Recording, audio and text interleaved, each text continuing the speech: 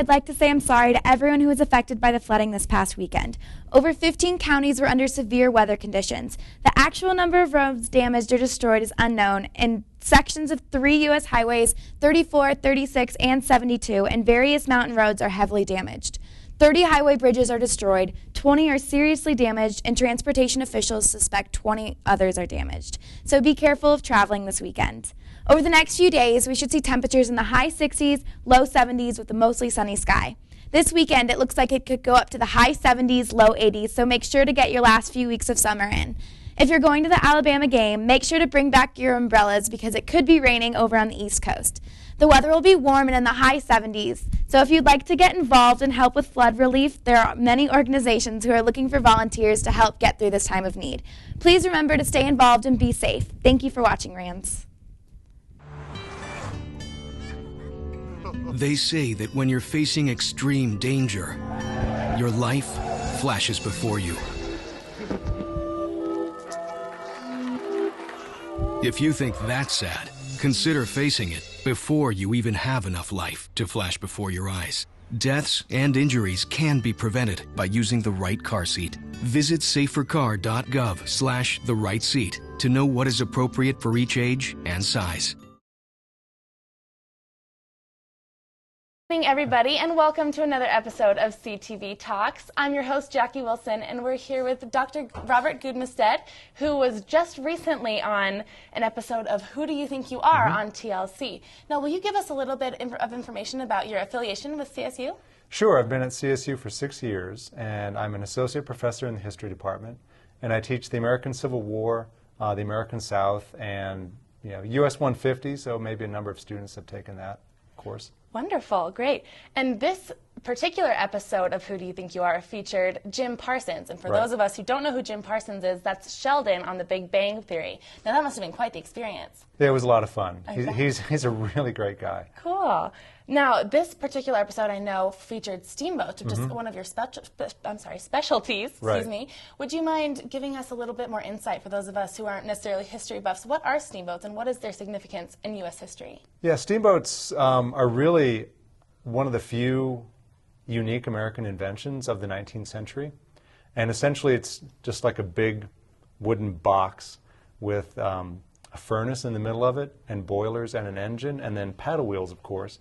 And there were a number of steamboats, but they became really important around 1815 and beyond. And so my book covers about 1815 to 1860, and it looks at the importance of steamboats for the American South. And so they traveled up and down the rivers of the South. They moved goods and passengers around, and they were probably the easiest and the quickest and the cheapest way to move around the country. Okay. And how did steamboats particularly relate to Jim's case? Well, Jim had a great-great-great-grandfather who was a doctor in in Iberville Parish in Louisiana. And this doctor took a trip on the steamboat Gypsy from his town down to New Orleans, and he took his nephew with him, and he took his daughter with him as well. And so they were in New Orleans for a period of time. We don't know why. We don't know how long they were there. But then they boarded the steamboat again on December 7th, 1854, and they were traveling back home. And they were one stop away from getting back home when the steamboat caught fire. And I know I'm giving away, if you haven't seen the episode, I'm kind of giving it away, but his great-great-great-grandfather perished in this steamboat fire, along with the daughter and the nephew. Wow. Yeah. That's incredible. Yeah. And so he was able to find all this out because of the stories you were able to find out for him? To a certain degree. I mean, the celebrities who go into the show really have no idea about their background, at least, they have kind of a general idea, but they don't know any of the specifics.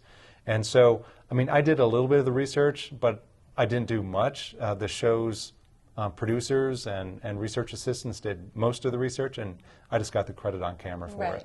Well, there you go. You got the great face for it, right? Well, thanks. And you said there was this particularly great connection between the Gypsy. The Gypsy was a packet steamer, which meant it went back and forth regularly between places. So it would make regular stops along the way, and because it was in New Orleans consistently, it ended up being painted.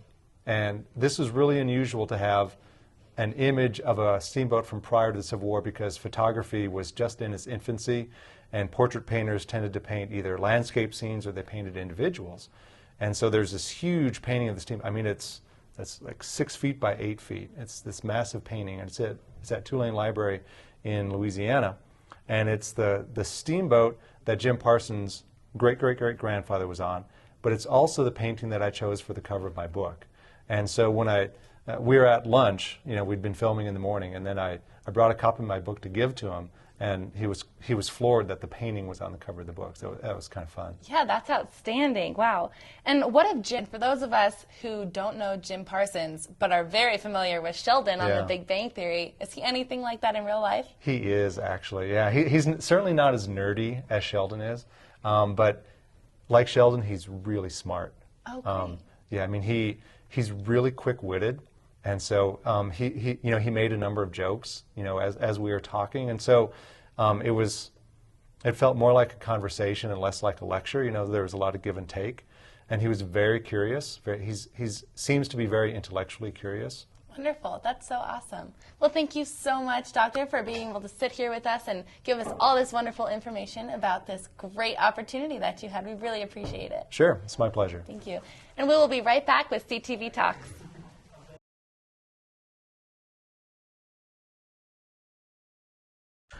Hello, Colorado State, and welcome to another episode of CTV Talks. We're here with Professor Camille Dungy, and she's here to talk about her organization that she co-founded from the Fish House. But first, we'd love to hear a little bit about you. How did you come here to Colorado State, and really, who are you? As you said, my name is Camille Dungy, and I am a new member of the faculty here at Colorado State, professor in the English department, teaching creative writing mostly, and so I've been teaching writing for nearly 20 years now, but I'm very excited for this new start here at CSU. And we are so, so excited to have you as a member of our new team here.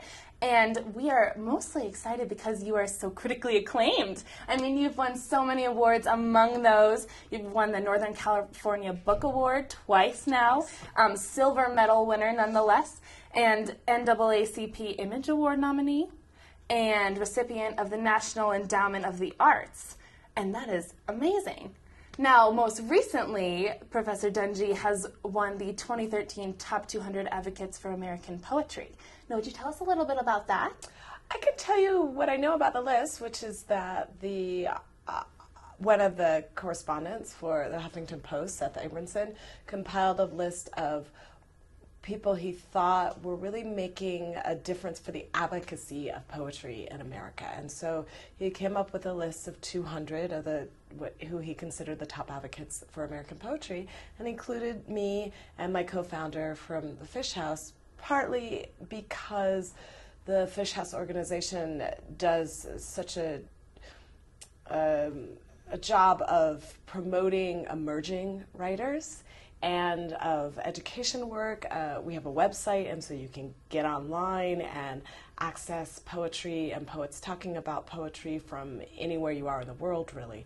And so we've really made an impact in the perception and access to emerging writers in American writing. Wow, that's so interesting. And one thing that I love about writing is how you're taking kind of an older art form and now converting it into these audio files, which is really bringing it into this new age form. But what about oral poetry and oral tradition is so important?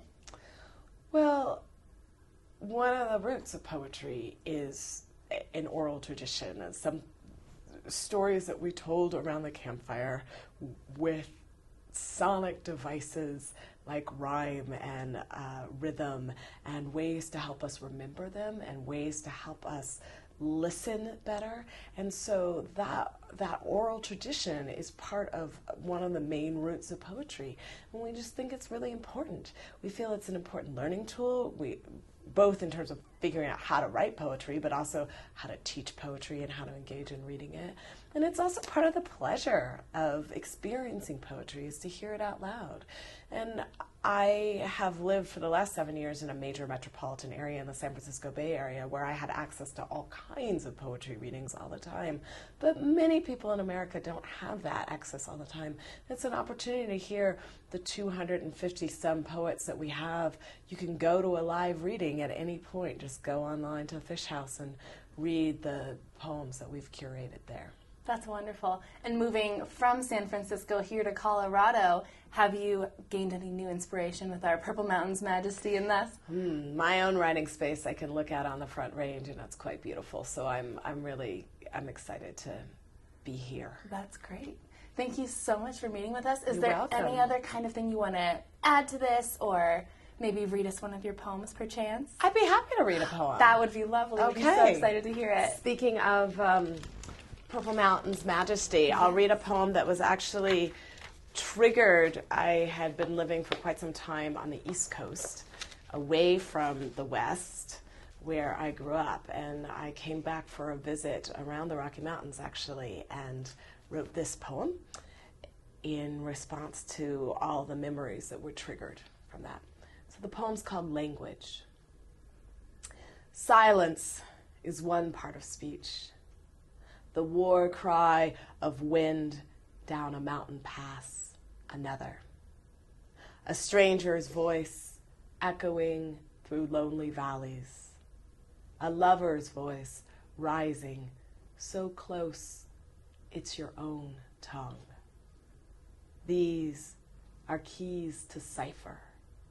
The way the high hawk's key unlocks the throat of the sky and the coyote's yip knocks it shut.